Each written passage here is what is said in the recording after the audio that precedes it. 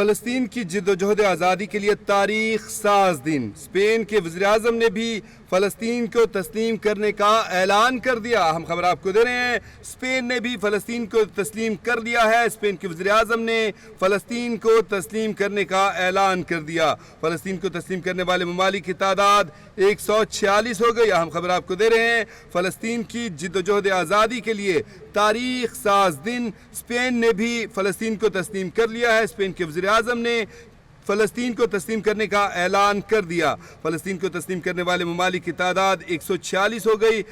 ہسپانوی وزیراعظم کہتے ہیں کہ امن فلسطینیوں کا بنیادی حق ہے۔ انہوں نے کہا کہ فلسطینیوں پر مظالم کی تاریخ میں مثال نہیں ملتی۔ ہسپانوی وزیراعظم نے کہا کہ فلسطین کو تسلیم کرنا تاریخ ساز لمحہ ہے۔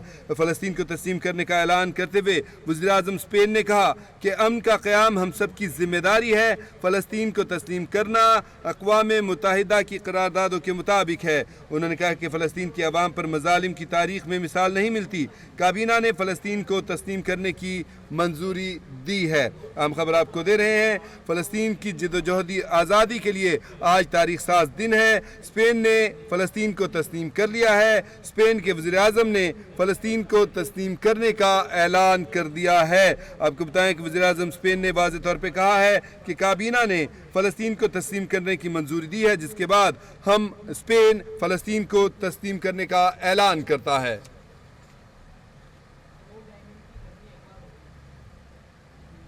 آپ کو بتائیں کہ فلسطین کو تسلیم کرنے والے ممالک کی تعداد اب 146 ہو گئی ہے۔ ہسپانوی وزیراعظم نے کہا ہے کہ امن فلسطینیوں کا بنیادی حق ہے۔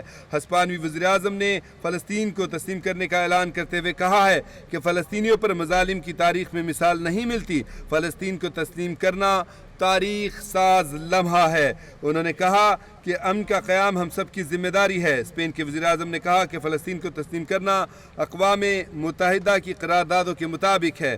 انہوں نے کہا کہ فلسطین کے عوام پر مظالم کی تاریخ میں مثال نہیں ملتی۔ کابینہ نے فلسطین کو تسلیم کرنے کی منظوری دے دیا، جس کے بعد اسپین فلسطین کو تسلیم کرنے کا اعلان کرتا ہے۔